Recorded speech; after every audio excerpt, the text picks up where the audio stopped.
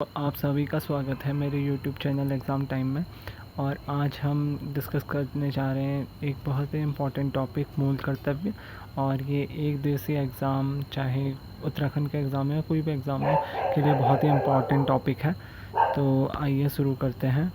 तो सबसे पहले देखते हैं।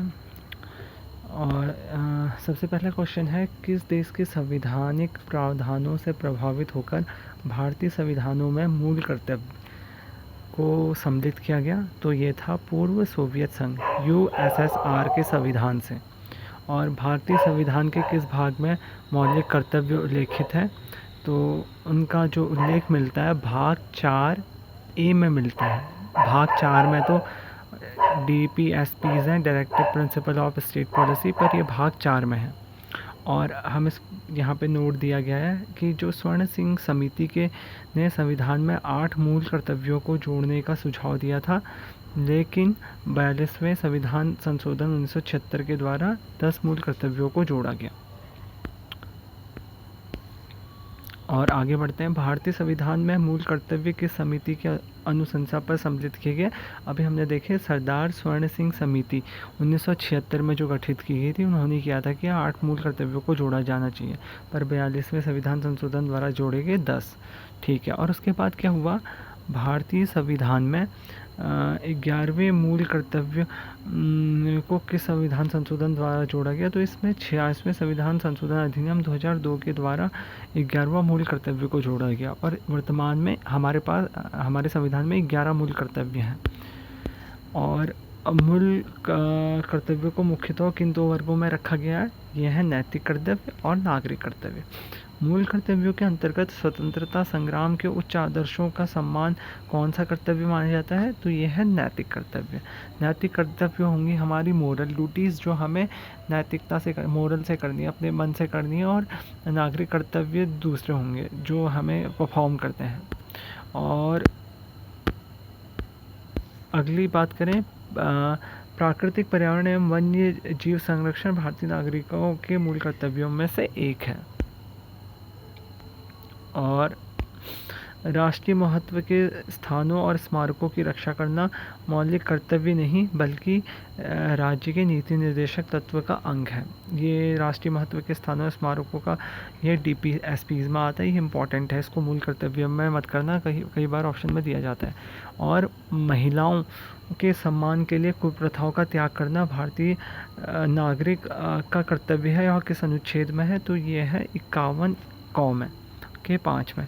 मूल कर्तव्य किन पर लागू होते हैं? केवल नागरिकों पर, केवल जो भारतीय नागरिक होते हैं उन पर।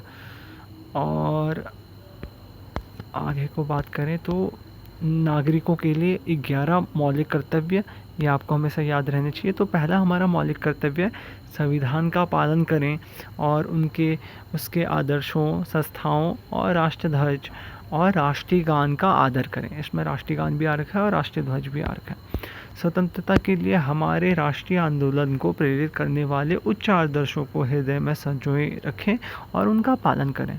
तीसरा मौलिक कर्तव्य है, भारत की संप्रभुता, एकता और अखंडता की रक्षा करें और उसे अक्षुण्ण रखें। चौथा है, देश की रक्षा करें और आह्वान किए जाने पर राष्ट्र की सेवा करें। पांचवा हमारा जो मूल कर्तव्य है, भारत के सभी लोगों में समरसता और समाज भ्रातृत्व की भावना का निर्माण करें, जो धर्म, भाषा और प्रदेश या वर्ग आधारित सभी भेदभाव से परे हो। ऐसी प्रथाओं का त्याग करें जो स्त्रियों के सम्मान के विरुद्ध हैं।